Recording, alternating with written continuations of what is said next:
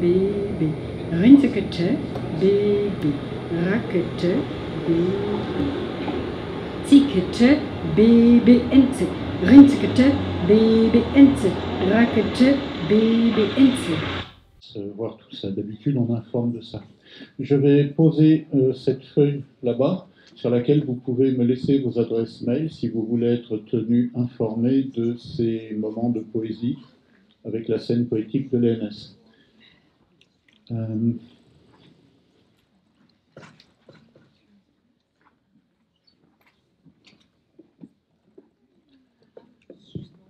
Voilà.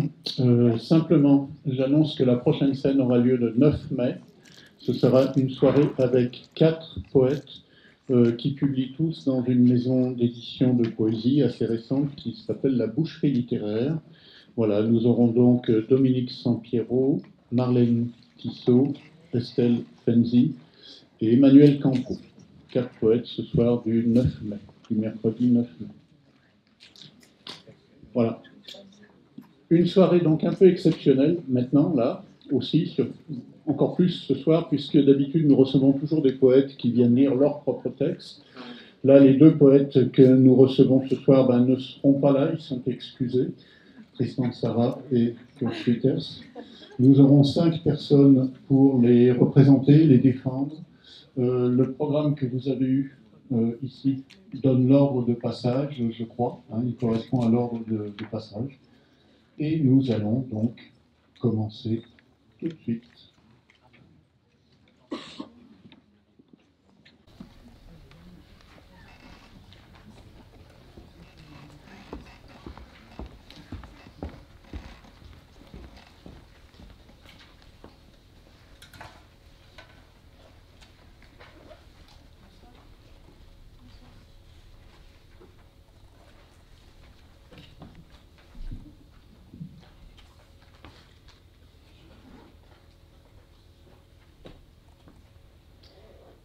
« 25 poèmes, 25 et 1 poème, extrait, Tristan Tzara.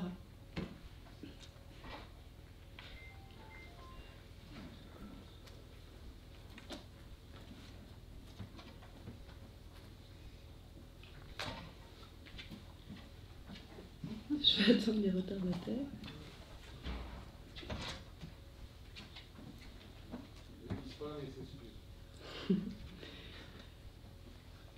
Mouvement. Gargarisme astronomique. Vibre, vibre, vibre, vibre dans la gorge métallique des hauteurs. Ton âme est verte, est météorologique, empereur, et mes oreilles sont des torches végétales. Écoute, écoute, écoute, j'avale Mbampou et ta bonne volonté.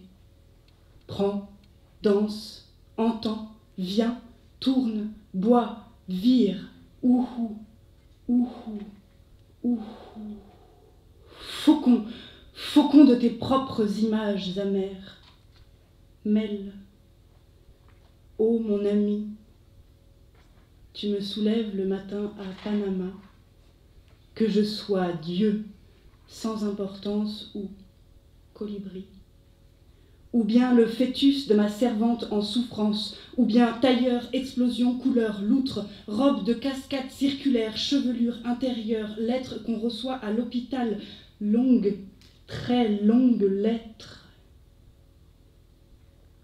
Quand tu peignes consciencieusement tes intestins, ta chevelure intérieure, tu es pour moi insignifiant comme un faux passeport. Les ramoneurs sont bleus à midi. Aboiement de ma dernière clarté se précipite dans le gouffre de médicaments verdis.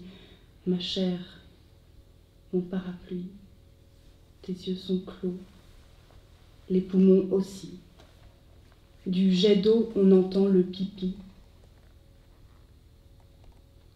Les ramoneurs.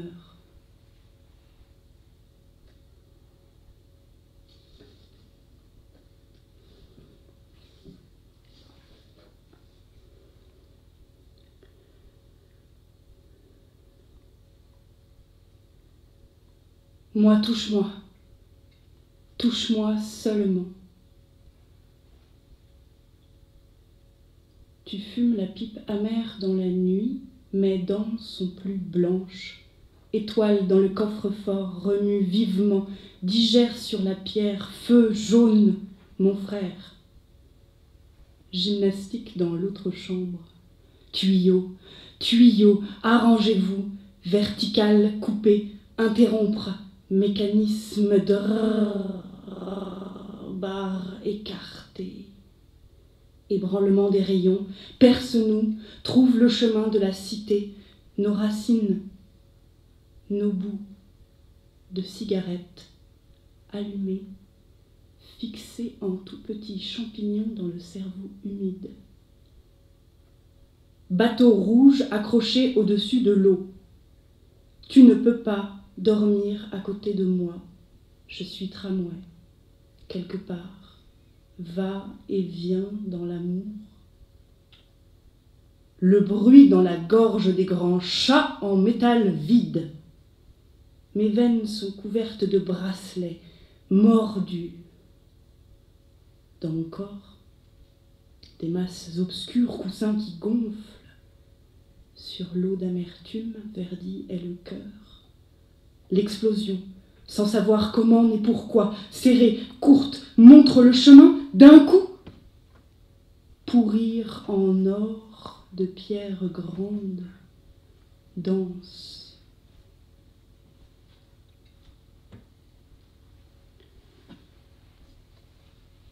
Danse, caoutchouc, vert.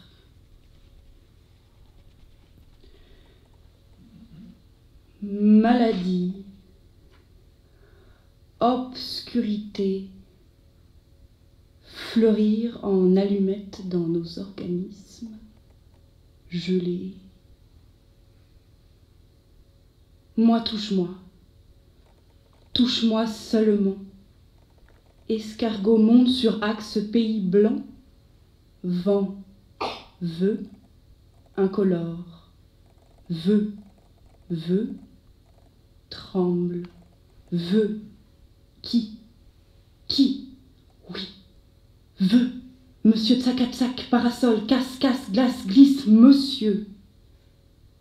Monsieur, noix d'encre fait un bruit, la fleur timbre-poste.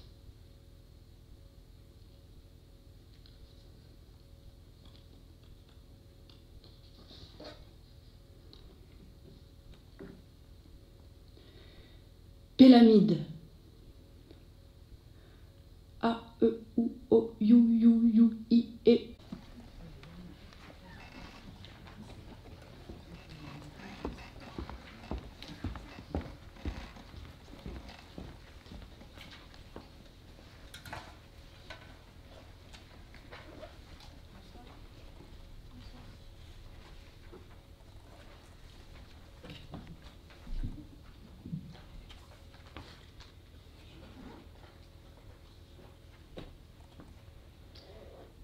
« 25 poèmes, 25 et 1 poème, extrait, Tristan Tzara. »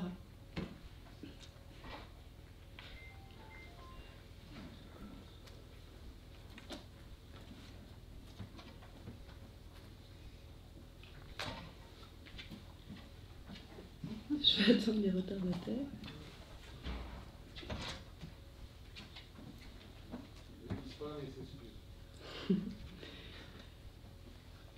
Mouvement. Gargarisme astronomique. Vibre, vibre, vibre, vibre dans la gorge métallique des hauteurs. Ton âme est verte, est météorologique, empereur, et mes oreilles sont des torches végétales. Écoute, écoute, écoute, j'avale Mbampou et ta bonne volonté.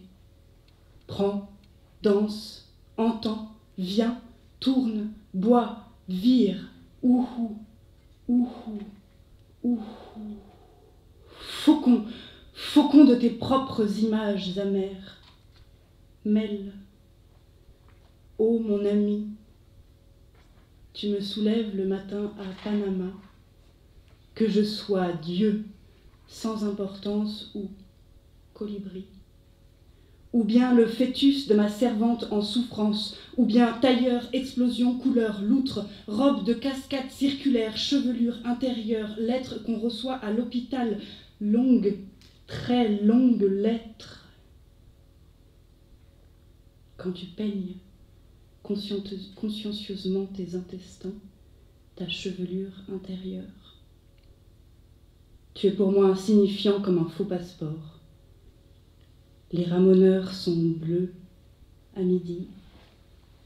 Aboiement de ma dernière clarté se précipite dans le gouffre de médicaments verdis. Ma chair, mon parapluie, tes yeux sont clos, les poumons aussi. Du jet d'eau, on entend le pipi. Les ramoneurs.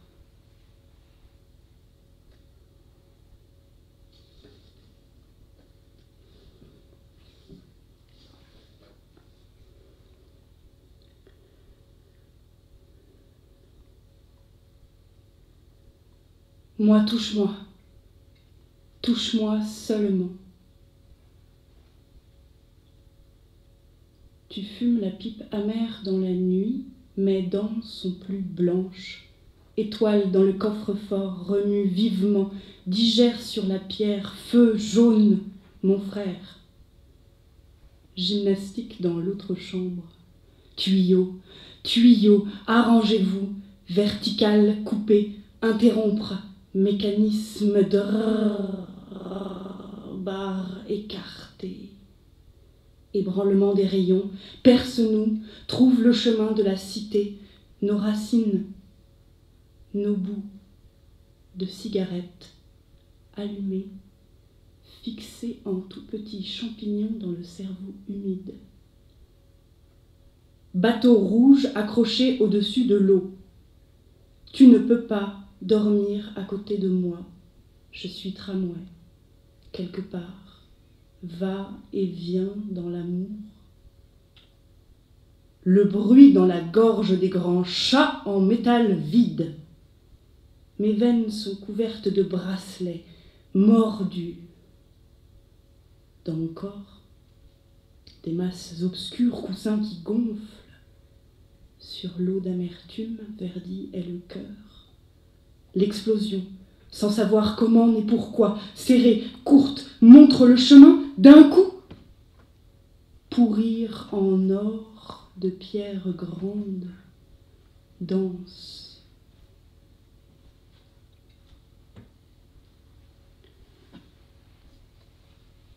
Dense, caoutchouc, vert.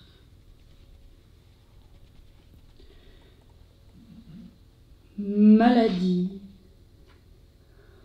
obscurité, fleurir en allumettes dans nos organismes, gelés.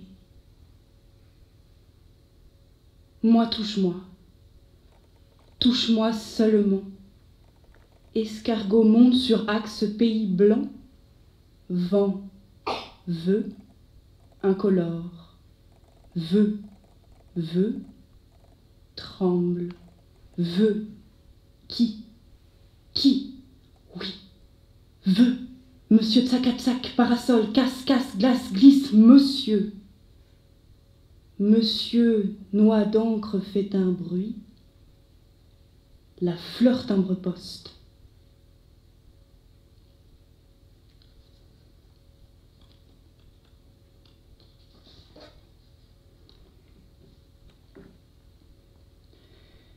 Pélamide. A, E, U, O, U, I, E, U, O, U. Drrr, drrr, drrr, grrr, grrr.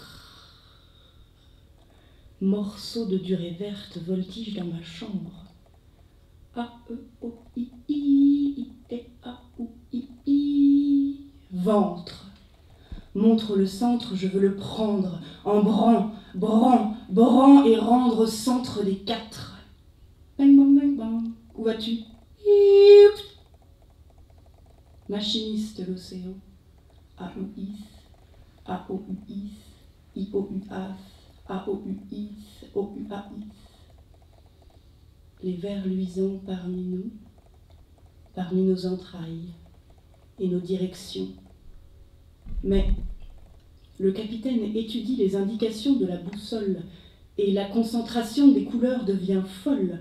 Cigogne, lithophanie, il y a à ma mémoire et l'ocarina dans la pharmacie, sériciculture horizontale des bâtiments pélagoscopiques. La folle du village couve des bouffons pour la cour royale. L'hôpital devient canal et le canal devient violon. Sur le violon, il y a un navire et sur le bâbord, la reine est parmi les émigrants pour Mexico.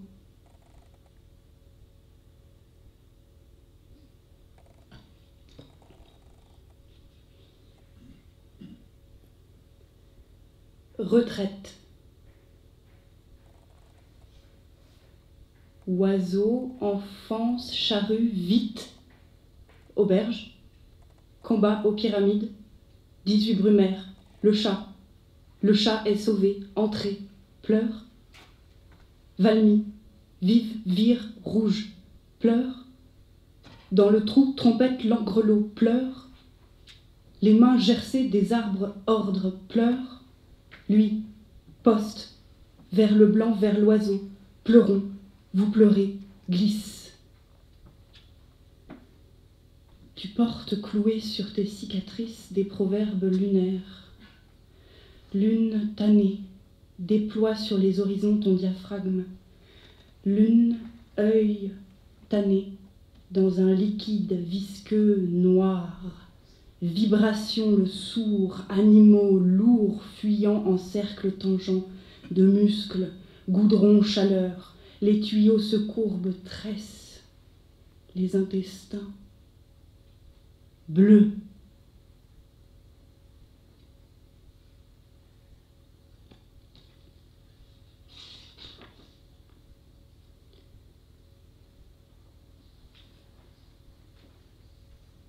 Vert, traversé, paisible. La joie des lignes, vent autour de toi, calorifère de l'âme. Fumée, vitesse, fumée d'acier. Géographie des broderies en soie, colonisée en floraison d'éponge. La chanson cristallisée dans le vase du corps avec la fleur de fumée. Vibration du noir, dans ton sang d'intelligence et de sagesse du soir, un œil ridé, bleu, dans un verre clair. Je t'aime, une verticale descend dans ma fatigue qui ne m'illumine plus. Mon cœur, emmitouflé dans un vieux journal, tu peux le mordre, siffler. Partons. Les nuages rangés dans la fièvre des officiers, les ponts déchirent ton pauvre corps, est très grand, voir ces ciseaux de voie lactée et découper le souvenir en forme verte. Dans une direction, toujours. Dans la même direction, s'agrandissant. Toujours, s'agrandissant.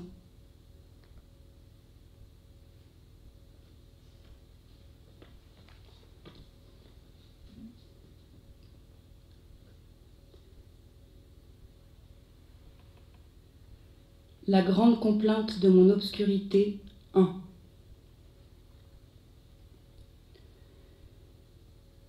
Froid tourbillon zigzag de sang, je suis sans âme, cascade sans amis et sans talent, Seigneur. Je ne reçois pas régulièrement les lettres de ma mère qui doivent passer par la Russie, par la Norvège et par l'Angleterre. Les souvenirs en spirale rouge brûlent le cerveau sur les marches de l'amphithéâtre et comme une réclame lumineuse de mon âme, malheur jaillit de la sphère, tour de lumière, la roue féconde des fourmis bleues. nimbe sécheresse, suraiguë des douleurs.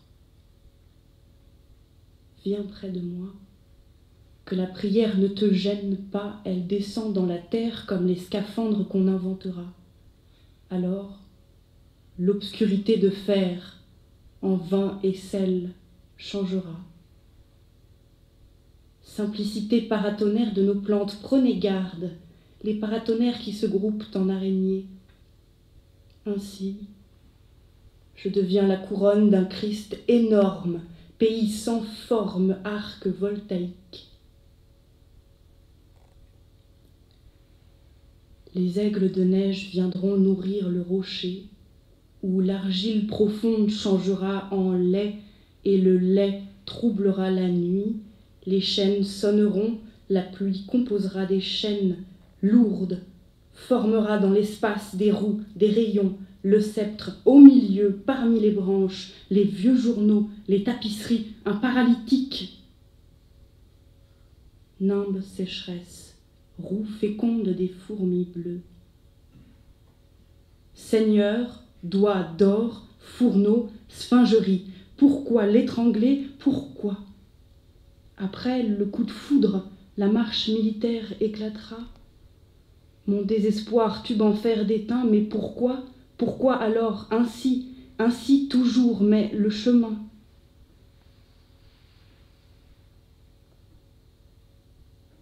Tu dois être ma pluie, mon circuit, ma pharmacie, nue mais plonge, nue mais plonge, veux-tu?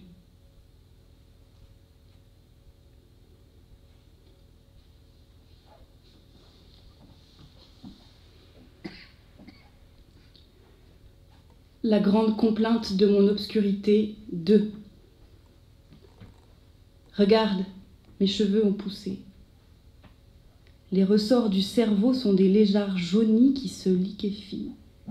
Parfois, le pendu, troué, arbre, le soldat, dans les régions boueuses où les oiseaux se collent en silence, chevalier astral, tapisserie fanée. Acide qui ne brûle pas à la manière des panthères dans les cages. Le jet d'eau s'échappe et monte vers d'autres couleurs. Tremblement. Souffrance, ma fille, du rien, bleu et lointain. Ma tête est vide comme une armoire d'autel. Dis-moi lentement. Les poissons, des humbles, tremblent et se cassent.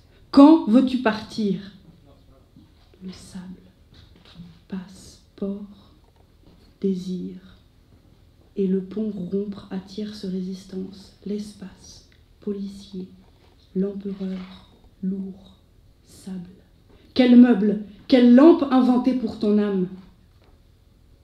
Septembre de papier gaz.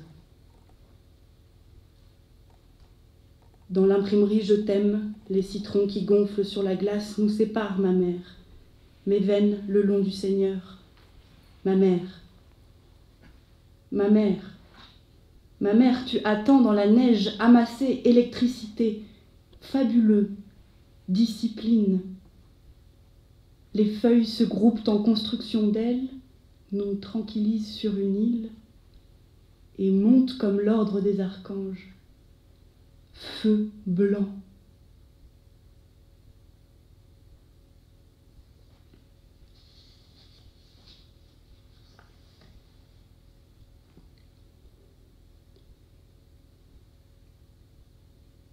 Sage, danse, Mars.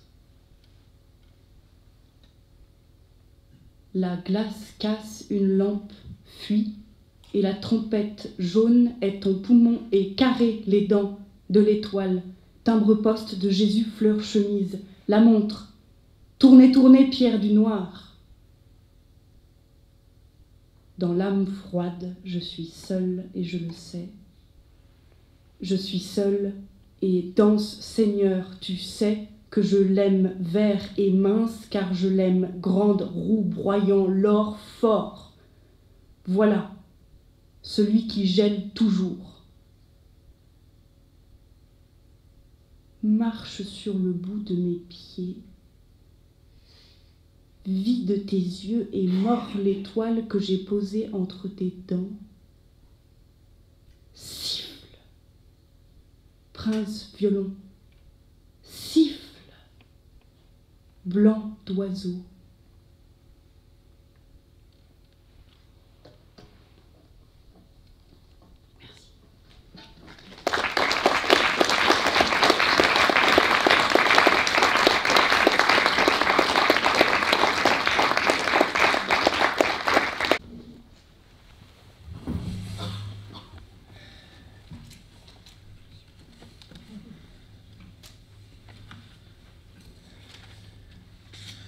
« 1931, Zara publie L'homme approximatif.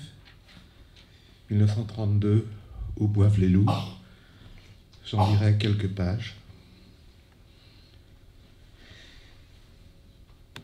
L'eau de la rivière a tant lavé son lit que même la lumière glisse sur l'onde lisse et tombe au fond avec le lourd éclat des pierres. Les cloches sonnent sans raison, et nous aussi. Nous marchons pour échapper au fourmillement des routes, avec un flacon de paysage, une maladie, une seule maladie que nous cultivons, la mort. Je sais que je porte la mélodie en moi et n'en ai pas peur. Je porte la mort, et si je meurs, c'est la mort qui me portera dans ses bras imperceptibles, fin et léger comme l'odeur de l'herbe maigre, fin et léger comme le départ sans cause, sans amertume, sans dette, sans regret, sans... Les cloches sonnent sans raison, et nous aussi. Pourquoi chercher le bout de la chaîne qui nous relie à la chaîne? Sonnez, cloches, sans raison, et nous aussi. Nous ferons sonner en nous les verres cassés, les monnaies d'argent mêlées aux fausses monnaies, les débris des fêtes éclatés en rires et en tempêtes, aux portes desquelles pourraient s'ouvrir les gouffres, les tombes d'air, les moulins broyant les eaux arctiques, ces fêtes qui nous portent les têtes au ciel et crachent sur nos muscles la nuit du plomb fondu. Je parle de qui parle. Qui parle? Je suis seul. Je ne suis qu'un petit bruit, j'ai plusieurs bruits en moi. Un bruit glacé, froissé au carrefour, jeté sur le trottoir humide, aux pieds des hommes pressés, courant avec leur mort, autour de la mort qui étend ses bras, sur le cadran de l'heure seule vivante au soleil. Le souffle obscur de la nuit s'épaissit, et le long des veines chantent les flûtes marines transposées sur les octaves des couches de diverses existences. Les vies se répètent à l'infini jusqu'à la maigreur atomique, et en haut, si haut, que nous ne pouvons pas voir, et avec ces vies à côté que nous ne voyons pas, l'ultraviolet de tant de voies parallèles, celles que nous aurions pu prendre, celles par lesquelles nous aurions pu ne pas venir au monde, ou en être déjà partis depuis longtemps, si longtemps, qu'on aurait oublié, et l'époque et la terre qui nous aurait sucé la chair, sels et métaux liquides limpides au fond du puits. Je pense à la chaleur que tisse la parole autour de son noyau de rêve qu'on appelle nous. La terre me tient serré dans son poing d'orageuse angoisse, que personne ne bouge. On entend l'heure se frayer le vol de mouches et rejoindre la journée en quête d'une fin. Serrons entre les mâchoires les minutes qui nous séparent. Haut les mains pour accueillir l'ange qui va tomber, s'effeuiller en neige de lucioles sur vos têtes, ciel affaibli par le vent qui a tant soufflé, nous paierons de souffrance les innombrables dettes. Homme approximatif, comme moi, comme toi, lecteur, et comme les autres, amas de chair bruyante et d'échos de conscience, complet dans le seul morceau de volonté, ton nom transportable et assimilable, poli par les dociles inflexions des femmes, divers incompris selon la volupté des courants interrogateurs. Homme approximatif te mouvant dans les à peu près du destin, avec un cœur comme valise et une valse en guise de tête. Bué sur la froide glace, tu t'empêches toi-même de te voir, grand et insignifiant parmi les bijoux de verglas du paysage. Cependant, les hommes chantent en rond sous les ponts du froid, la bouche bleue, contractée, plus loin que le rien. Homme approximatif, ou magnifique, ou misérable dans les brouillards des chastes âges. Habitation à bon marché. Les yeux, ambassadeurs de feu que chacun interroge et soigne dans la fourrure de caresses de ses idées.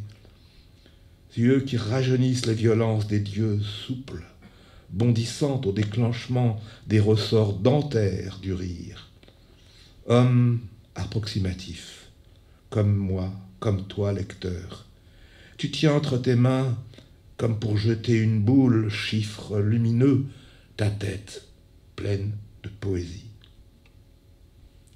Porte close à jamais de la nuit, le fruit des belles jambes, longue croix si solennelle sur l'haleine de la rosée, aux confins du soir, déshabillée, chemise du jour, pendant que le tunnel allonge l'accordéon de ses côtes, glisse sur la corde du rail, long archet du convoi de métro, et de l'autre côté, à défaut de soleil, il y a peut-être la mort qui t'attend, dans la rumeur d'un éclatant tourbillon, aux 1000 bras explosifs tendus vers toi, homme-fleur, passant des mains de la vendeuse à celles de l'amant et de l'aimé, passant de la main d'un événement à l'autre sans volonté, triste perroquet, les portes claquent des dents, et tout est fait dans l'impatience de te faire sortir au plus vite.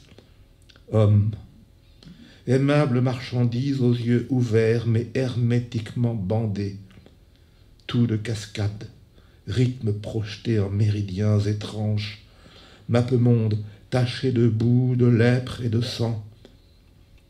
L'hiver, monté sur son piédestal de nuit, pauvre nuit débile, stérile, tire la draperie de nuages sur la froide ménagerie et tient entre ses mains, comme pour jeter une boule, chiffre lumineux, ta tête pleine de poésie. Les lignes de tes mains calleuses qu'à ta naissance un ange traça sur son parcours, le tien doué de toutes les réussites terrestres, l'estompe de ta fausse vie les effaça, et tu salis ce que tu touches, tu te vautres dans le râle et l'or des mensonges incandescents. De la vie, il ne te reste que la détresse d'une évasion manquée. Et pourtant, la nuit défait dans son sein les nœuds des clochettes, les étoiles, l'ossature cadencée des musicaux échafaudages jetés en vrac. Cependant, les hommes se serrent en rond sous les ponts et dans les albums de photographie feuillettent les soirs de chaleur médiocre. Parmi tant d'amers bourgeons que le souvenir fit poindre tout autour de la nappe lourde, défends à coups de dents ton lopin de monde pour t'endormir d'un samedi à l'autre, anonyme, et bafoue dans la séculaire nourriture de ton engeance. Cependant les hommes chantent en rond sous les ponts et déchirent le nid des méninges, grattent pour découvrir, cachés au fond, la fraîche orange de leur cerveau. Aux fureurs de neige que leur fasse son éruption de remords et de torture. Que le sang jaillisse en toi de la plus neuve bouche, l'astronomie, et se répande dans chaque cellule de prison anatomique. Que les minutes fourmillant dans le sac des poumons ensemencent les prés des asiles de vieillards, les terrasses à plusieurs rangs de billards. que le crime enfin fleurisse jeune et frais, en lourdes guirlandes le long des maisons, engraisse de sang les aventures nouvelles, les moissons des futures générations.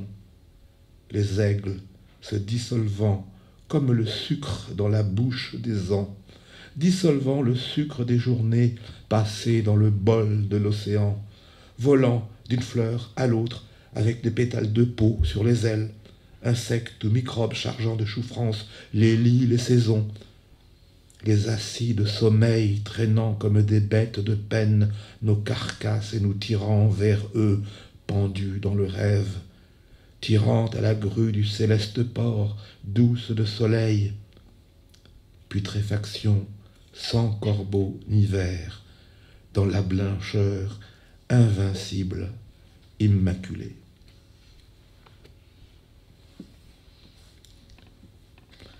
Quelques poèmes de Où boivent les loups. Une larme s'avance vers le bord de la parole, tant est plein l'indicible de ta lente audace. Sur les montagnes s'accumule l'ivresse des larges tournoiements embrasés de rumeurs. Les villes se sont éteintes là-bas. Les vents ont chassé l'injuste douleur, et sur les départs sans bornes, les pierres figées ont dressé les temps provisoires sous la tente. Les feuilles se suivront dans l'ombre turbulente, et les femmes aimées au cœur des brousses porteront leur sourire aux nouveaux venus et leur tardive adolescence au comble des neiges.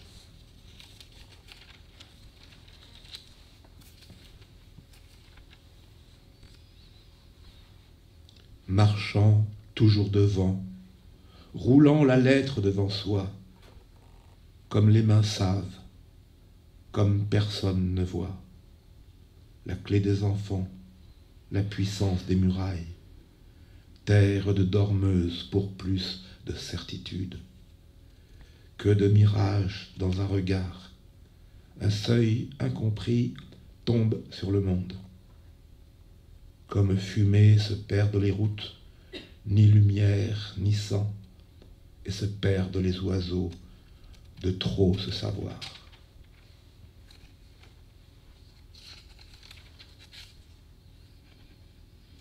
Une joie, un avenir, tout est dit sur la branche, le roulis l'emportera, un sourire volé comme le vent. Les yeux les plus purs et les jours en sang, quand j'ouvre la bouche, tu parles, et la même est chantée bien plus haut où tu n'arrives pas à boire. Rire, rire dans la terre, une enfance à divertir les bois.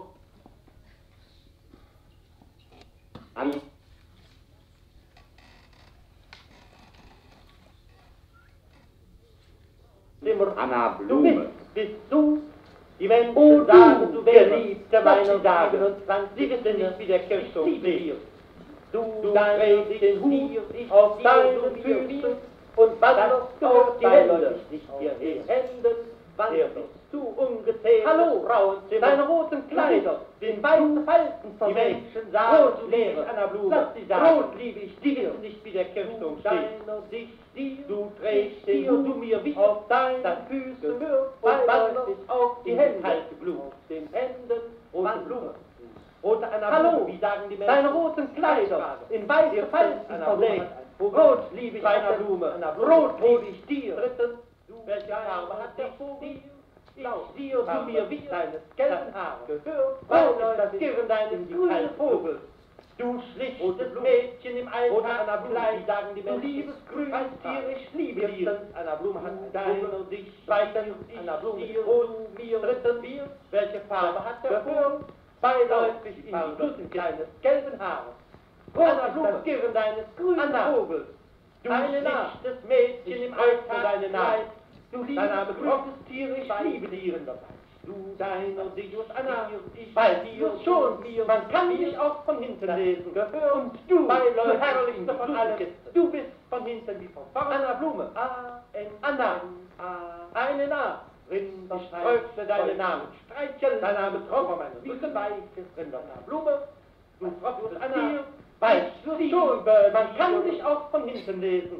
Und du herrlichste von allem, du bist von hinten wie von vorne.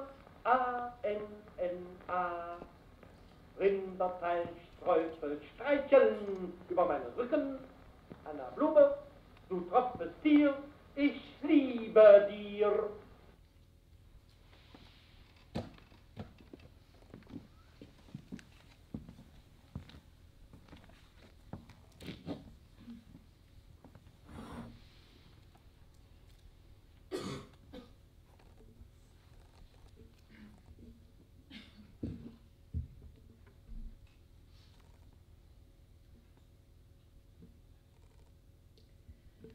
Enfin à Paris. Tel était le slogan choisi par Karl Gerstner pour annoncer la rétrospective Kurt-Schwitters qui eut lieu au Musée national d'art moderne en 1994. À cette date, en effet, Schwitters n'avait jamais bénéficié d'une exposition personnelle dans un musée français. Je ne saurais dire si cette exposition fut un succès en termes de fréquentation, mais j'ose penser qu'elle marqua les esprits. Je me souviens d'ailleurs de quelques graffitis, rue Quincampoix à Paris, où le mot Merz s'inscrivait sur les murs. Merz, c'est le nom par lequel Schwitters a désigné toute sa production à partir de 1919, suite à un assemblage dans lequel il avait introduit le fragment d'une annonce pour la Merz und Commerzbank. Enfin à Paris. Ce slogan n'a pas pris une ride, je crois, car depuis cette exposition organisée par Serge Lemoine et Didier Semin, et mis à part des expositions collectives comme la superbe exposition Dada de Laurent Lebon en 2004, aucun musée français ne s'est intéressé à Schwitters. Seuls quelques forcenés ont continué à travailler en France sur cet artiste et à diffuser son travail à travers livres, articles et traductions. Marc Dachy en premier lieu, auquel nous rendons hommage ce soir, et Patrick Borard-Valdois, qui publia en 2007 le Narré des îles Schwitters et que nous entendrons dans un instant, lire des extraits d'un texte que nous avons traduit pour la revue Europe. Ich sitze hier mit Erika, je suis assis ici avec Erika. Erika n'étant ni l'épouse ni une conquête de Schwitters, mais bien sa machine à écrire, avec laquelle il écrivit tant de poèmes, de textes en prose, de contes pour enfants et pour adultes, de pièces de théâtre, d'écrits théoriques ou encore de lettres. L'œuvre écrite est donc considérable, mais ce n'est pas tout, car c'est dans le domaine de la poésie que cet artiste aux talents multiples se fit d'abord connaître. Son premier succès fut le poème Anna Bloom de 1919, que vous venez d'entendre dans un enregistrement du 5 mai 1932. Un succès au parfum de scandale parfaitement instrumentalisé par Schwitters et son éditeur. Il faut dire que ce poème avait de quoi perturber les passants qui le découvraient affiché sur les colonnes maurice de la ville de Hanovre, avec, par exemple, ces chaînes de pronoms « je t'aime »,« tu, de, te tais »,« je te »,« tu me »,« nous », et son jeu sur le sens et le non-sens. Tu portes ton chapeau sur tes pieds et tu te promènes sur les mains tu te promènes. Pour autant, ce non-sens est-il vraiment sans sens? Et les muettes confiances dans lesquelles s'est noyée ta bouche pour moi.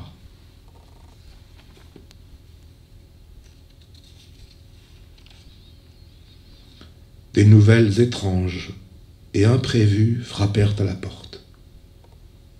Dans la bouche de la rue, le voltigeur jouait au dé. « Entrez, dit-il, et la lumière se fit. Frappez, dit-il, à la porte plus loin. Les lointaines eaux lointaines, plus haut que la naissance des eaux, plus loin que la crête où se divisent les eaux. Et les mortes nous suivent jusqu'au pas de chaque porte. Entrez, dit-il, et la lumière se fit.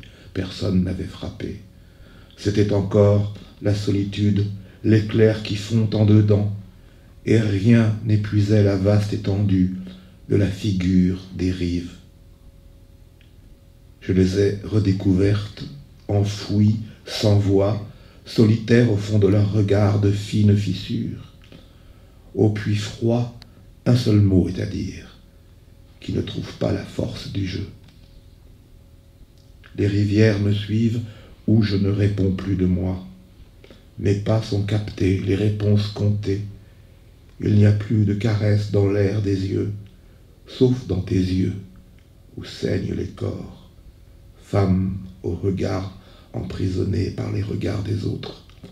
Et les rues passent en reines, où les femmes toujours nouvelles, au clair du nid, se comptent.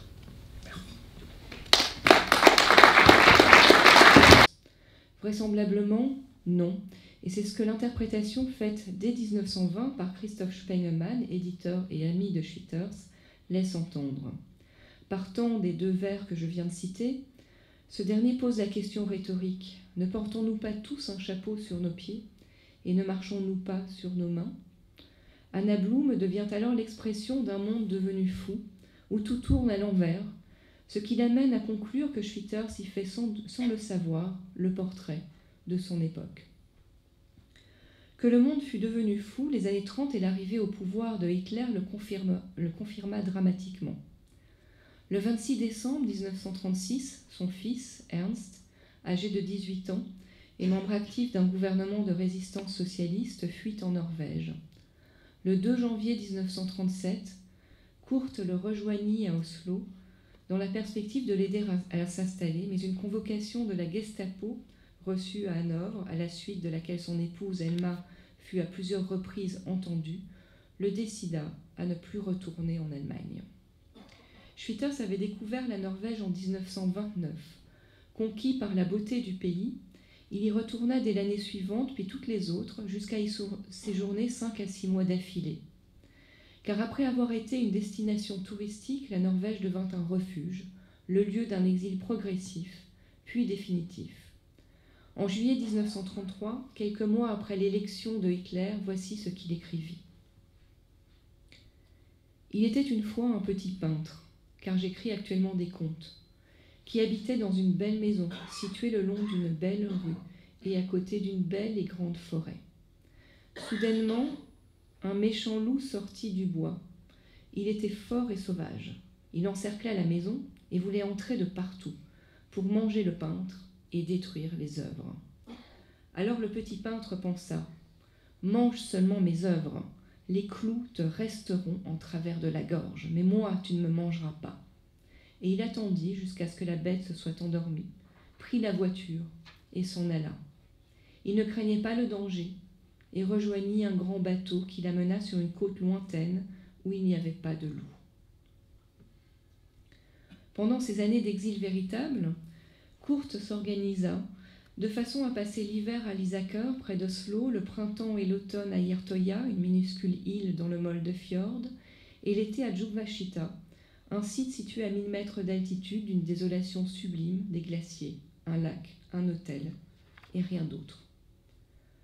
En Norvège, Schwitters passait le plus clair de son temps à peindre des paysages. Cette activité était en partie alimentaire, mais elle avait surtout le mérite de lui conférer le statut d'artiste peintre et par là même d'instaurer un lien social avec la population locale qui trouvait sa production Merz bizarre. Dans le contexte de l'exil, la peinture de paysage fut sans doute aussi pour Schwitters un moyen de se repayser, de s'enraciner dans un pays dominé par la nature et dont il chercha à s'imprégner lors de randonnées avec Elma ou lors de périples plus longs à pied ou en vélo avec son fils. De manière similaire, Schwitters poursuivait son interrogation du langage à travers une poésie abstraite et sonore, mais à vrai dire, il écrivait bien davantage des récits dont l'apparente simplicité et banalité déroutent généralement les amateurs d'expérimentation avant-gardiste. Ces récits prennent souvent la forme du conte, et si on les lit entre les lignes, selon la recommandation de Schwitters lui-même, on saisit qu'il y dresse le portrait de la période la plus sombre que connut l'Europe, certains contes ayant de surcroît une dimension autobiographique forte.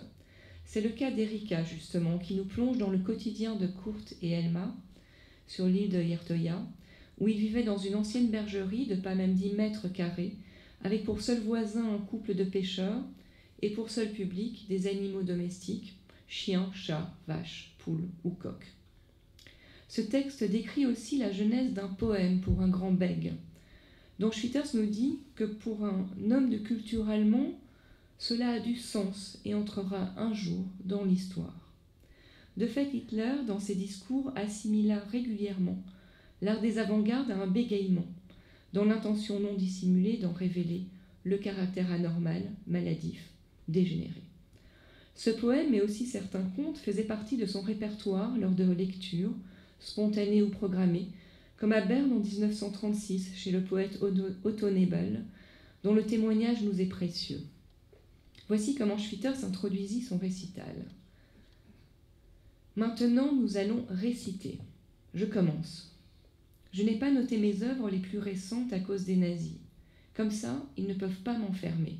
Ils m'ont déjà exposé. Je vais d'abord réciter Petit poème pour un grand bègue.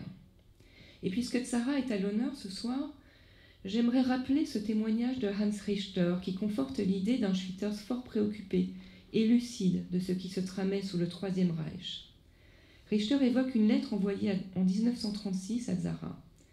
Schwitters y annonce un envoi mystérieux. Tzara m'a raconté qu'il s'agissait d'un album de photographies dont la couverture avait été découpée puis recollée pour y cacher des microfilms. Ces films montraient les affiches hitlériennes, à moitié arrachées, pendant le long des murs de Hanovre. Des cartes de rationnement aussi, donnant droit à des quantités minimes de denrées alimentaires, et bien d'autres détails sur l'Allemagne nazie. Les agrandissements de ces microfilms, documents clandestins par excellence, devaient être publiés ultérieurement par Tzara dans sa revue française Regard. Les contes ont été pour Schwitters un moyen détourné pour parler de la même chose. Mais ils ont plus que cela, car comme tout conte, ils ont aussi une morale qui brille comme un ultime espoir dans ce monde devenu fou. C'est la conviction que le bonheur reste potentiellement présent en chaque individu, en dehors de la faillite même de l'ordre social et politique. Telle est la leçon d'un conte qui s'intitule « Les trois souhaits ». Tu as choisi comme presque tous les hommes le feraient, car tous cherchent le bonheur en dehors d'eux-mêmes. Tu as vu que le bonheur ne se trouve pas ailleurs, il ne peut être qu'en toi-même. Ce bonheur intérieur, Schwitters le trouva à Yertoia, littéralement l'île du cœur, où il rêvait de retourner un jour avec son épouse Elma, restée en Allemagne, alors que lui avait dû fuir la Norvège devant l'invasion allemande et qu'il, en Angleterre, il fut interné dans un camp d'internement pendant 17 mois sur l'île de Man. Le cœur, c'est notre avenir, Elma et moi. Nous voyagerons en 2 bateaux avant de nous réunir. Puis nous aurons une petite maison dans laquelle tu pourras cuisiner, avec la mer sur laquelle le soleil luira. Tout cela dans un pays étranger qui nous accueillera, avec Salvé. Vous allez maintenant découvrir cette île du bonheur à travers le film Schwitters, réalisé en 2005 par Isabelle Worl, artiste plasticienne qui pratique autant la peinture que la vidéo. C'est un film voyage, puisqu'Isabelle Worl est partie sur les traces de Schwitters pour capter les bribes des Meersbauten, capter des signes de mémoire, chercher les liens secrets qui l'attiraient dans son œuvre et voir les paysages qui l'ont entendu dire son Ursonate. Ce n'est pas un documentaire, mais un montage de documents, d'images qui s'entrelacent. Vous allez ainsi entrer dans le Meersbau, la construction Merz que Schwitters édifia à Hanovre, œuvre de sa vie, œuvre par principe inachevée, qu'il devait donc recommencer partout où il aurait à vivre, à Lysaker, à Yertoia donc, et plus tard à Ambleside dans le Lake District. Isabelle Worl accompagne le film de la Ursonate, faisant entendre sa voix pour cette sonate en son primitif, à laquelle Schwitters travailla de 1921 à 1932. C'est son autre grande œuvre qu'il déclamait partout, dans les capitales européennes au cours des années 20, mais aussi dans des contextes où l'art moderne n'avait pas pénétré, Yertoia, Jukvashita, Ambleside, avec toujours le même succès, sans doute parce que la Ursonate n'appartient à aucune langue. C'est ce que Schwitters écrivait en 1926 à Émile Malespine, le fondateur de la revue lyonnaise Manomètre. Schwitters espérait à l'époque obtenir un visa pour venir en France et il envisageait un récital à Lyon, justement. Y déclamer la Oursonate aurait été en accord parfait avec le dessin de cette revue, Manomètre, revue qui mélange les langues, enregistre des idées, indique la pression sur tous les méridiens, est polyglotte et supranationale. Merci.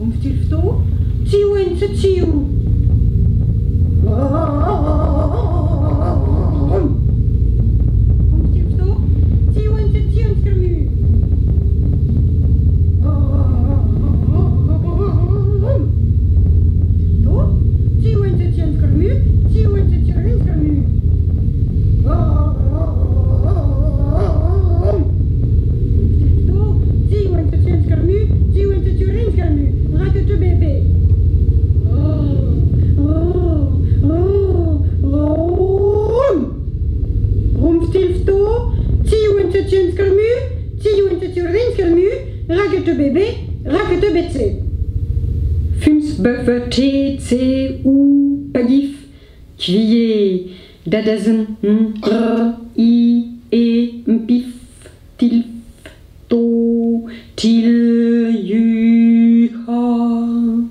Rinse kutje babyn skarmu, tiuente tiurin skarmu, raketje baby, rumf tilf to, rum. Rumf, rum. Rumf, rum. Rumf, rum. Rumf tilf to, rum. Rumf tilf to, tiu, rum. Rumf tilf to, tiuente, rum. Rumf tilf to, tiuente tiuent skarmu, rum. Rumf tilf to, tiuente tiuent skarmu, tiuente tiuent skarmu, raketje bébé, rum.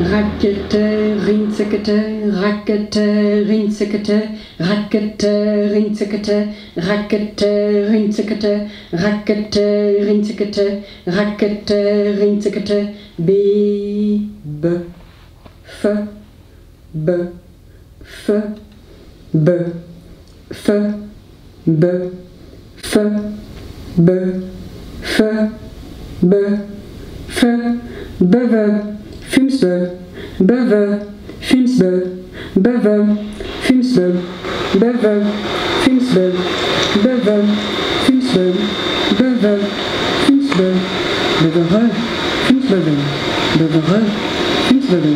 bevere, fumsbeve, bevere, fumsbeve, bevere, fumsbeve, bevere, fumsbeve, bevereti, fumsbeveti, bevereti, fumsbeveti, bevereti, fumsbeveti, bevereti, fumsbeveti, bevereti, fumsbeveti, bevereti, fumsbeveti, bevereti, si, fumsbeveti, si, bevereti, si, fumsbeveti, si, bevereti, si, fumsbeveti, si, bevereti, si, fumsbeveti, si, bevereti, si, fumsbeveti, si, bevereti, si, fumsbeveti, si, bevereti, si, ou, fumsbeveti, si, ou, bevereti, si, ou, fumsbeveti, si, ou, bevereti, si, ou, fumsbeveti, si, ou, bevereti, si, ou, fumsbeveti, si, ou, bevereti, si, ou, fumsbeveti, si, ou, bevereti, si, ou, fumsbeveti, si, ou, bevereti, si, ou, pas, fumsbeveti, si, ou, pas, bevereti, si, ou, pas, fumsbeveti, si, ou, pas, bevereti, si, ou, pas, fumsbeveti, si, ou, pas, bevereti, si, ou, pas, fumsbeveti, si, ou, pas, bevereti, si, ou, pas, fumsbeveti, si, ou, pas, bevereti, si, ou, pas, fumsbeveti, si, ou, pas, bevereti, si, ou, pas, fumsbeveti, si, ou, pas, bevereti, si, ou, pas, fumsbeveti, si, ou, pas, bevereti, si, ou, pas, fumsbeveti, si, ou, pas, bevereti, si, ou, pas, fumsbeveti, si, ou, pas, bevereti, si, ou, pas, fumsbeveti, si, ou, pas, bevereti, si, ou, pas, fumsbeveti, si, ou, pas, bevereti, si, ou,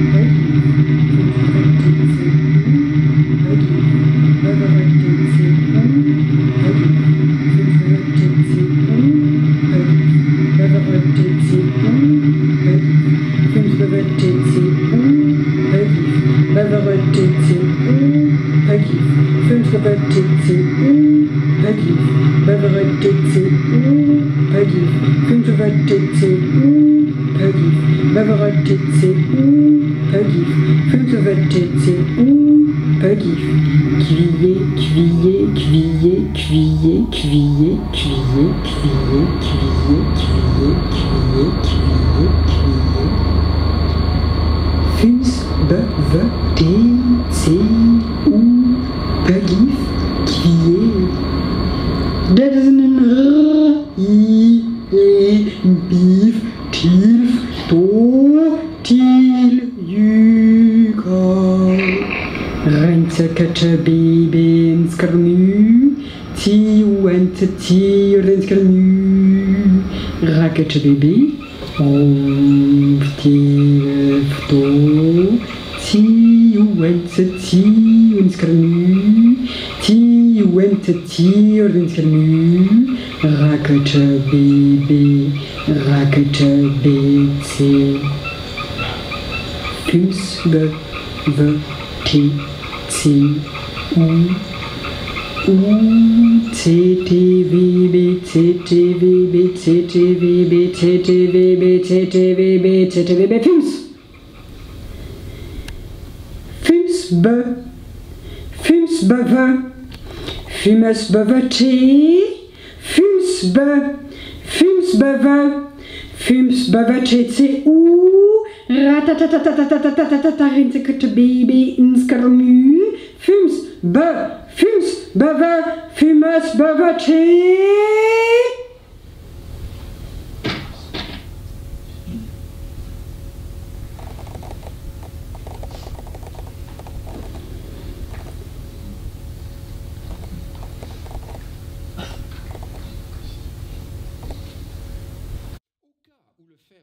Dépasserait le fer à homme, les légions célestes contiendraient la totalité du bourbier de l'enfer du fer à cheval. Ce serait alors bonheur double. Car non seulement les forces bienveillantes agiraient en ma faveur, mais les mauvaises seraient en plus confinées en capsule. Évidemment, j'ai tout de suite cloué le fer à cheval dans le bon sens, avec assez d'espace autour de mon petit bourbier d'enfer. Et voilà que ça chahute. Ça s'ébat au-dessus de ma petite porte, c'est drôle à observer. Quand un petit Belzébuth veut sortir, des millions d'anges se précipitent sitôt sur lui et le passent à tabac. Ça fait pitié. Il ne recommencera plus. J'imagine de façon similaire le combat de la syphilis par les bacilles de la malaria. Avec les anges, c'est un peu pareil. Quand ils débarquent par milliers de mon fer à cheval pour virevolter dans ma petite maison, on a l'impression de se cogner à une myriade de coins, mais en vérité, on s'est juste heurté à un ange. Cela dit, tant d'anges dans une petite maison n'a rien d'idéal. Il faudrait que tout soit bien rangé, sans voltiger. Et d'ailleurs, en guise d'ange, ma femme me suffit largement. Je ne peux tout de même pas ôter le fer à cheval, car si l'on se cogne à un ange, on se fracassera sans doute la tête en se cognant à un petit diable. C'est pourquoi je dis surtout pas de diable à la maison. D'ailleurs, ma mère l'a toujours dit lors des disputes en famille. Surtout ne jamais laisser ce genre de petit diable chez soi la nuit. Si l'on se crêpe le chignon avec sa femme, ce qui peut arriver, il faut se réconcilier avant minuit, sans quoi le diable s'incruste. Et me voici de nouveau assis avec Erika dans ma petite maison à Irtuya. Cette fois-ci sur le flanc est. Là, avec une immense toile de tente et 2 poutres d'environ 5 mètres de haut, j'ai monté une tente jouxtant la maison. J'y travaille dès qu'il pleut, s'il ne fait ni trop froid ni venteux. Le soleil réapparaît petit à petit. Il fait scintiller les gouttes des brins d'herbe, se reflète sur les millions de vaguelettes du fjord et dissipe la brume des vallées. Ça me ramollit le cœur et ça me donne envie d'écrire un poème. Du coup, je prends Erika sous le bras, puce entre veste et gilet, et je marche une 50aine de pas vers le point culminant de notre île. De là, j'ai la plus belle vue au sud. Je vois donc les versants nord des montagnes près de Vestne, les plus enneigées. Aujourd'hui, il a encore neigé. De la neige fraîche en juin qui me fait fondre le cœur et me pousse à écrire des poèmes, que je le veuille ou non. La plupart du temps, ça donne une poésie lyrique. ce qui n'est pas aussi simple avec Erika. La poésie lyrique est de toute façon très difficile, mais de la poésie lyrique à la machine à écrire, c'est comme le soleil à minuit ou le printemps au bureau. Le mieux consiste d'abord à ne rien écrire et le dire à demi-mot à l'oreille d'une demoiselle. De toute façon, elle vous comprendra mieux sans mots qu'avec. Le début d'un poème tapé à la machine est toujours très délicat. Souvent, le poète dactylographe ne franchit pas le cap des premières lignes. C'est comme si l'envie était coupée. Une chose pareille ne risque pas de m'arriver. Donc, je démarre. Je suis couché en plein soleil et le chat m'entoure. Non, ce n'est pas vrai. Je ne suis pas du tout couché en plein soleil, car premièrement, ce n'est pas possible, je ne peux pas aller si haut avec nos engins volants primitifs, et deuxièmement, je me brûlerais si j'étais couché en plein soleil. Je suis donc couché en plein dans la clarté du soleil, et le chat m'entoure. Ah, ça sonne très bien, mais n'est de nouveau pas vrai, car entre-temps, il fait plus sombre. C'est fou comme la poésie est difficile. À peine s'est-on un peu rapproché de la vérité qu'elle est déjà fausse. Il m'est pourtant impossible de dire « j'ai été couché ici dans la clarté du soleil et le chat m'entoure », car la poésie n'est efficace qu'au présent. Par conséquent, je suis couché dans les nuages de pluie. En haut, il y a de la neige et le chat m'entoure.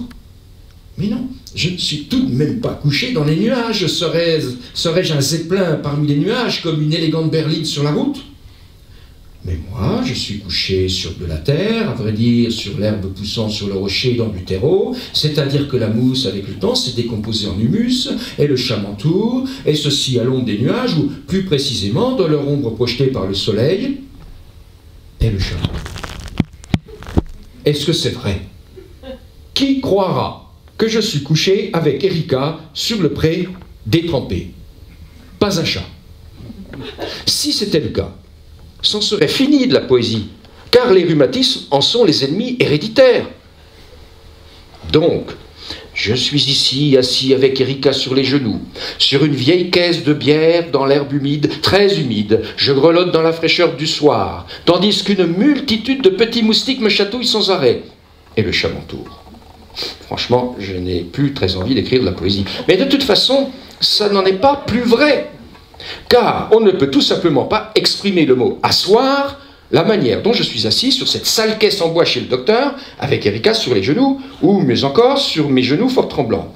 Le lyrisme n'en est aucunement saisi, même par approximation. Le passant ricane, et pourtant que la nature est belle, si belle. C'est insupportable. Et le chat m'entoure. Mais non, il ne m'entoure pas. Il ne faut pas croire que la poésie lyrique est si simple. Au juste, un chat si petit peut-il m'entourer? Je pourrais l'entourer 10 fois plus. La nature, dont le chat n'est qu'une infime fraction, oui, elle m'entoure, mais cela va de soi, et indépendamment de la poésie lyrique. La poésie lyrique doit être quelque chose de spécial. Non, non, non, le chat ne m'entoure pas, par contre, il gambade et sautille autour de moi dans la bruyère humide, comme les jeunes chats le font, sauf que mon humeur lyrique a sombré. Si seulement ça ne sentait pas si bon après la pluie. Voilà Elma. Qu'est-ce que tu fais avec ta machine à écrire dans l'herbe demande-t-elle. Ah, j'écris de la poésie. Oh mon Dieu, serais-tu donc devenu le prince des poètes? Je m'y emploie. Où en es-tu? Je suis assis dans la fraîcheur du soir et l'immensité de la nature dont le chat n'est qu'une fraction m'entoure. Oh, c'est superbe, mais moi je dirais dont le chat n'est qu'une fraction de seconde. C'est plus lyrique. Est-ce que tu as déjà écrit un poème? Sais-tu seulement ce qui compte en poésie lyrique? On devrait au moins dire dont le chat n'est qu'une fraction d'atome. On ne va tout de même pas exclure chat. Pardon, on ne va tout de même pas exclure la logique. Dis donc, c'est quasiment un drame, répond Elma. Je demande pourquoi? Parce que tu dis toujours autre chose que ce que tu veux dire. Je réponds, tu as raison. En poésie, foin de trop d'égards. Le prince ordonne, et le prince des poètes ordonne la langue. Qu'il exprime ou non correctement ce qu'il veut dire est sans importance. Ce qui compte, c'est qu'il l'exprime avec toute son âme. Bravo, jubile Elma. Et que dirait le prince des poètes avec son pouvoir absolu? Je suis couché ici en plein soleil et le chat m'entoure. je suis de nouveau assis avec Erika. La vache est morte, mais le taureau vit encore. Oui, c'était une période excitante. Et pour vivre au Grand Nord, il faut certainement avoir la dent dure. Le soleil dominait les monts de Molde au nord, et leurs énormes silhouettes violet foncé se profilaient dans un ciel jaune d'œuf par matin radieux. Le nocturne d'encre teintait le fjord, mystérieusement verte. La neige rayonnait à l'ombre. Je pris un bateau et ramais sur l'eau aussi lisse qu'un miroir. D'ailleurs, une roue de feu surplombait la terre. Elle se hissait au ciel en la tirant vers le bas. Et où je regardais, elle n'était pas. Et où je regardais pas, elle était. Et par-dessus moi, le ciel se voûtait. Et derrière moi, elle se réfractait en profondeur, tantôt à l'est, tantôt à l'ouest, tantôt autour de minuit. Et en plus, j'ai trouvé l'idée pour finir mon poème lyrique. Je suis rentré en ramant et réveillé ma femme allongée sur le coussin gonflable et dit « Tu sais quoi, j'ai enfin trouvé. » Encore bien endormie, elle demanda « Quoi donc ?»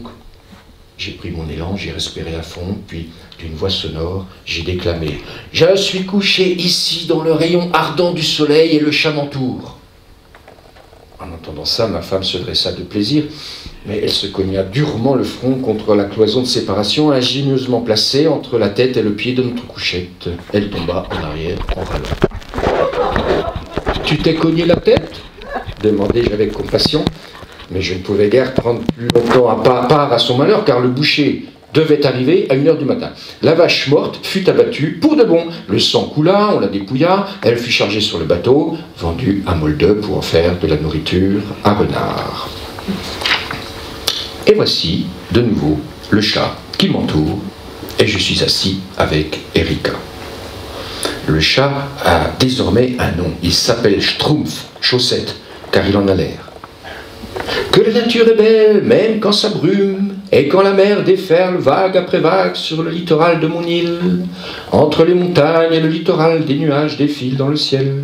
Le soleil illumine une lointaine montagne enneigée qui incarne l'esprit même de la montagne.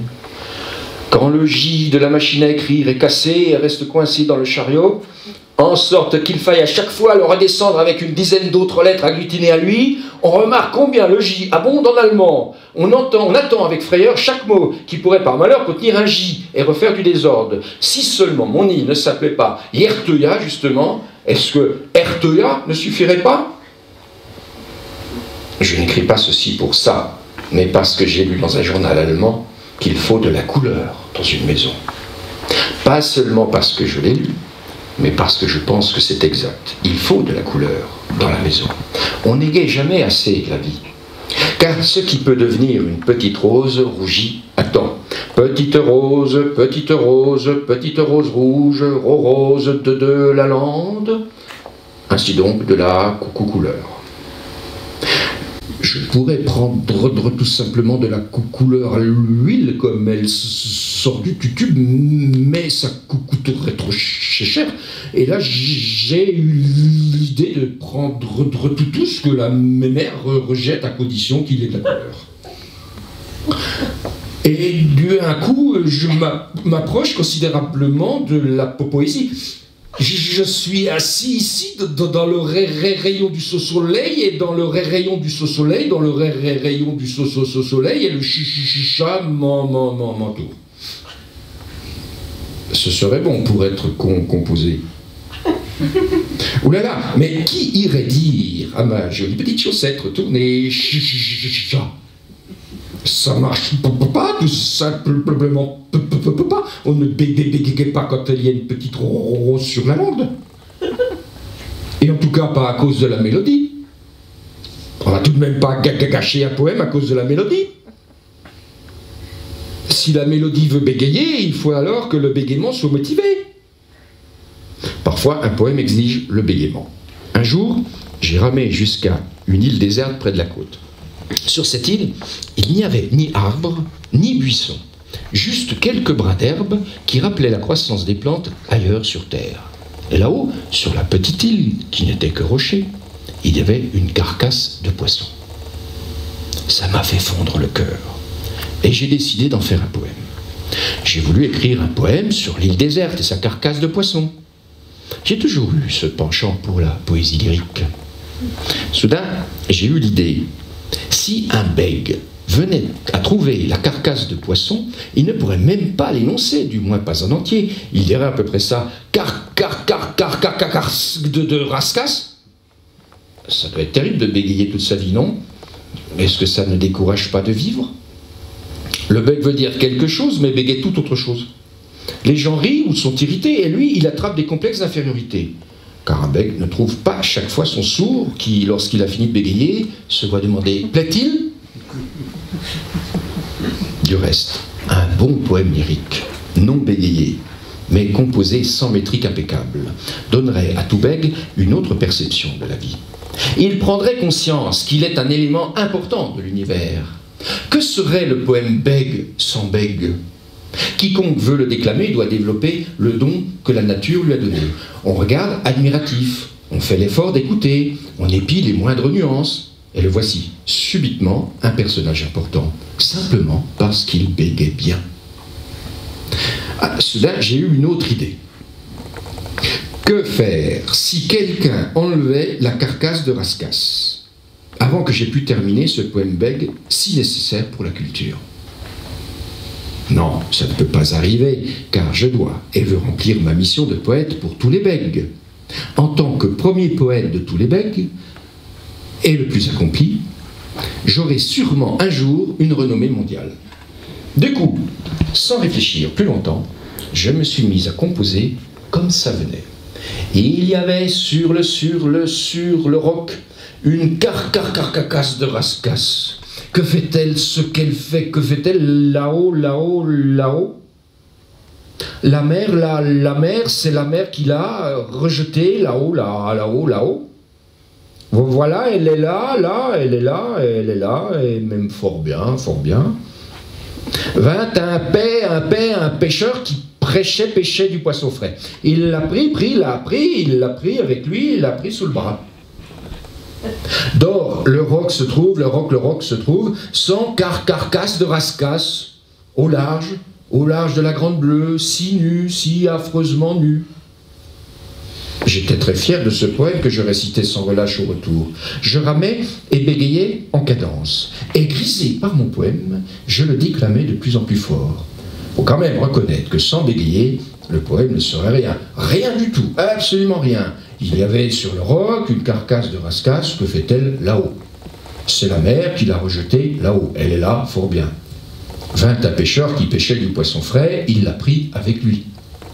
D'or, le roc se trouve sans carcasse de rascasse, au large de la Grande Bleue, affreusement nue. Ça sonne comme une traduction de Lao Tse. Mais l'ambition est-elle de faire des poèmes à la manière du maître chinois? Je veux, en homme de culture allemande, écrire des poèmes pour bègues allemands, ce qui fait sens et entrera un jour dans l'histoire. Tandis que je déclamais, une autre barque arriva. Y était assis, par le plus grand des hasards, un authentique bègue allemand. Je l'ai remarqué au fait qu'il se gargarisa longtemps pour finalement ne rien dire. Êtes-vous bègue? Et je demandais, oh oui, je suis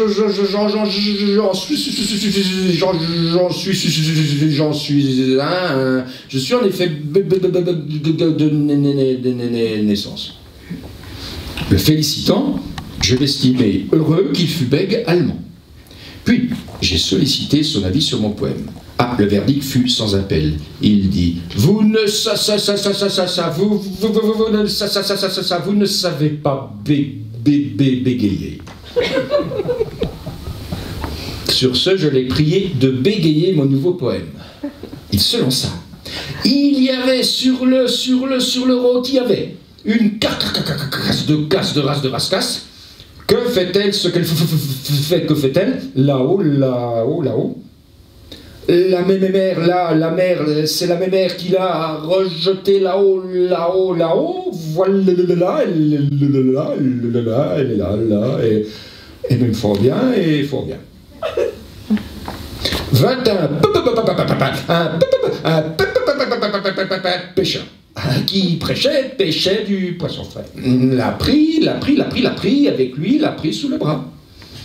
Dors, le roc se trouve,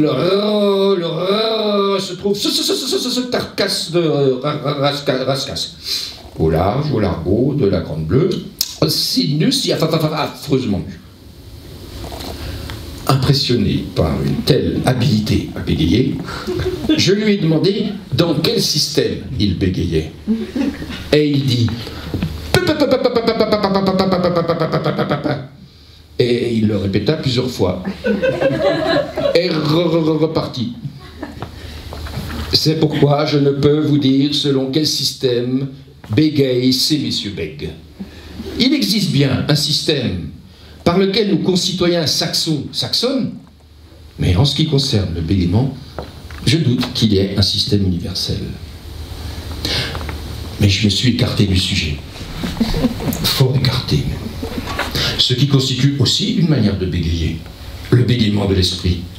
En fait, je voulais écrire sur la couleur dans la maison, car ce que Petite Rose veut s'incline assez tôt. C'est ainsi que je me suis mise à bégayer à partir de la petite rose rouge rose de la Hollande. L'huile en tube étant trop chère et inappropriée, je prends pour décorer ma petite maison de Yarteuil tout ce que la mer a rejeté, pourvu que ce soit coloré. Comme il n'existe rien qui ne soit sans couleur, tout étant soit un peu, soit très coloré, c'est l'accord des couleurs qui fait qu'une œuvre, si elle est réussie, est considérée comme de l'art, et ce, depuis des temps reculés. Ainsi nous rapprochons-nous du sujet. L'important dans la maison, ce n'est pas d'utiliser de nombreuses couleurs, ni des couleurs vives, mais c'est bien accorder les couleurs et qu'ensemble, elles forment une composition bien équilibrée et bien rythmée. La mer rejette des choses merveilleuses, des bouts de papier dont les couleurs sont passées, des bouts de bois dont les formes sont très travaillées, toutes choses où l'on peut lire le combat avec le déferlement des flots, l'humidité et la lumière. Ces choses sont belles, uniques et racontent leur histoire. En outre, elles présentent souvent des affinités entre elles, de sorte qu'il est juste de les mettre en relation. C'est ce qui fait qu'elles se prêtent vraiment bien à une composition au sens artistique. J'ai collecté une grande quantité de papier et de bois, ainsi que des objets que la mer rejette, pierres, algues, étoiles de mer, tous très dégradés. Et j'en ai fait des compositions amusantes sur les murs de bois brut et sur les caisses de margarine de ma maison. Je suis en ce moment assis devant cette maison. J'ai bu mon café et le chat m'entoure.